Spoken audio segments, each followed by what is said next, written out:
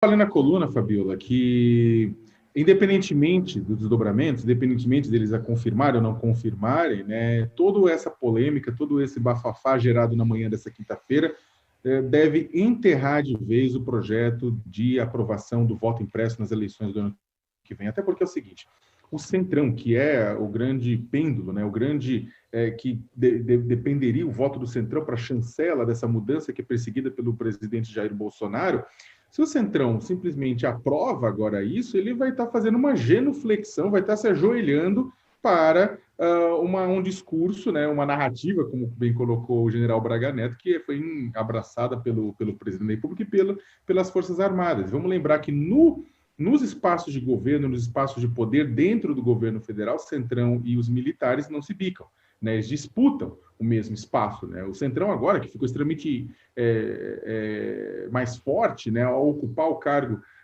da Casa Civil, empurrando para fora o general Luiz Eduardo Ramos, né?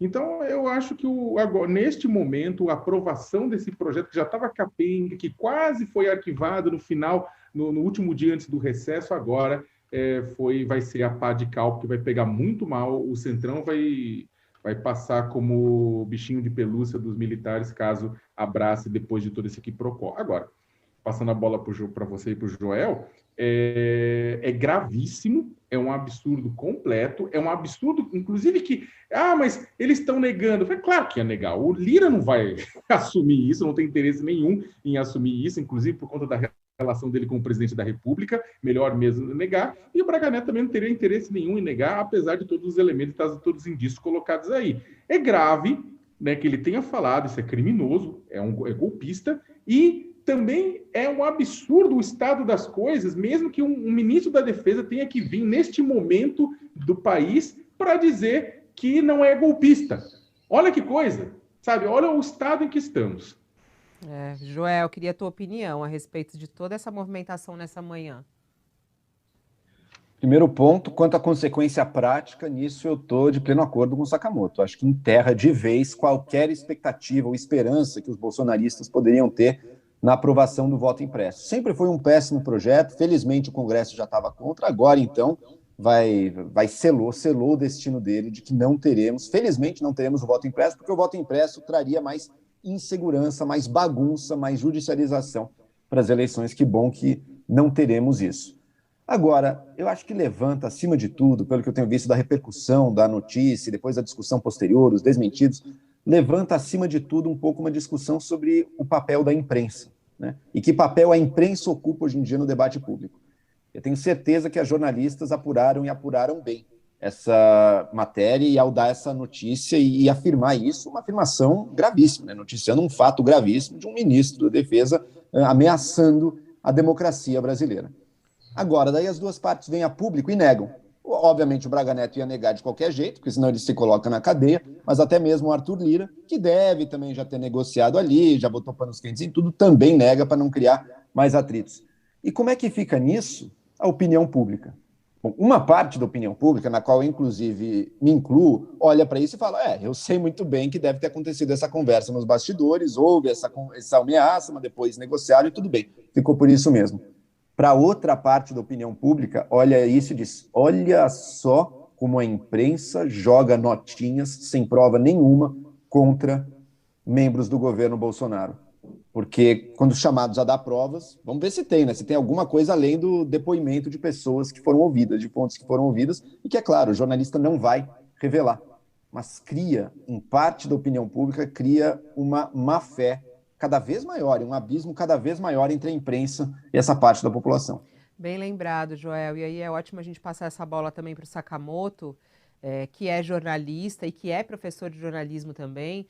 Como eles colocam, né, essa dúvida sobre a imprensa e essa reportagem assinada por duas grandes jornalistas, né, Sakamoto, que tem um histórico de muitas apurações sérias, furos jornalísticos, e um jornal como o Estado de São Paulo, né, que não ia colocar isso numa manchete se realmente não tivesse muita certeza e confirmação de não apenas uma fonte, mas mais de uma fonte a respeito dessas conversas, né, Sakamoto? Não, sim, você já está um coberto de razão. Primeiro que o Estadão não ia colocar sua credibilidade em risco por conta disso. Ah, mas o Estadão já errou aqui, o Estadão já errou acolá. O que acontece é que você tem duas pessoas que são conhecidas, que apuram notícia e que não iam colocar esse tipo de coisa dentro da manchete dos principais jornais do país, porque isso é uma coisa extremamente grave. Não é uma opinião, não é uma análise, não são coisas importantes, mas são uma reportagem de fatos que, pelo que está sendo apresentado pela reportagem, foi apurado e checado com muitas pessoas. Muita gente vai falar assim, mas eu não acredito porque os dois lados falaram que não é verdade. Ao longo da história do jornalismo, desde do jornalismo moderno, desde o século XIX, a gente tem histórias, grandes investigações que derrubaram governos, que revelaram escândalos de corrupção, que revelaram malfeitos, que mudaram o curso da história, que também foram feitos com os retratados negando claramente o que havia acontecido.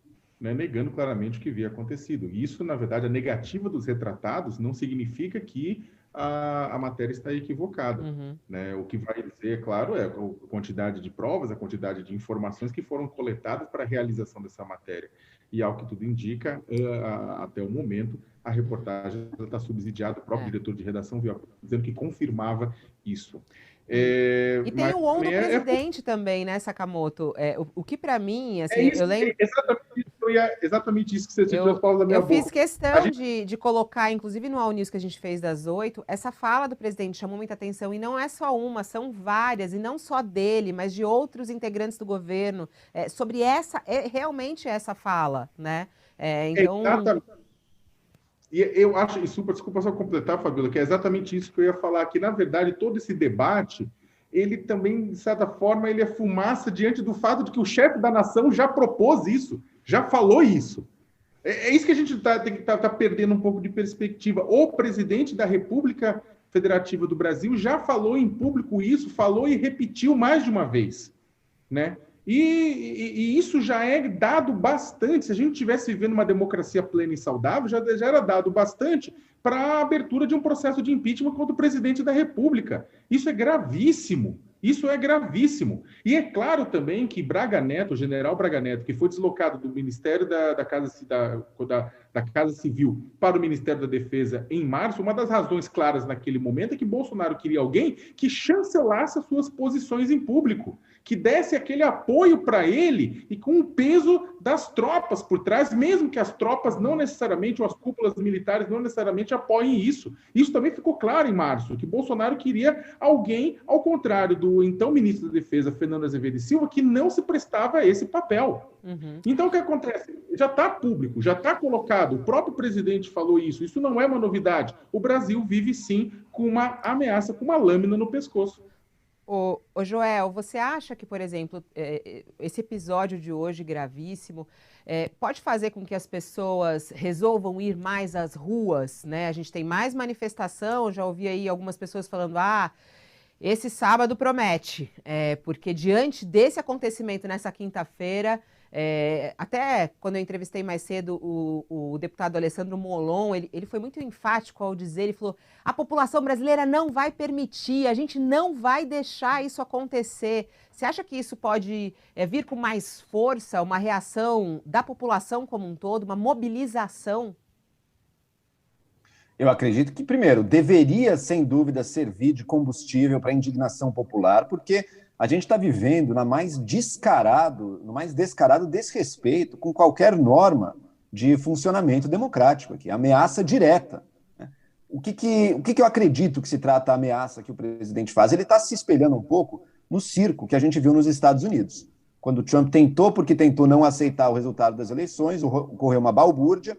Evidentemente, essa balbúrdia estava muito longe de ter qualquer efeito prático, né? Não ia um grupo de malucos ali invadindo o Capitólio, não ia conseguir mudar o resultado das eleições, não ia conseguir mudar o presidente. Agora, essa balbúrdia, mesmo assim, matou gente. Aqui no Brasil, ela tem o potencial de ser ainda maior, porque a gente vai ter, ao longo de muitos estados, é possível ter participação até de policial militar, ou motins policiais, uma coisa seríssima, e levanta um outro sinal vermelho. Opa, peraí. Tem chefes das Forças Armadas sugerindo que podem participar de um negócio desse, daí a coisa muda de figura. Daí se torna uma ameaça real de golpe.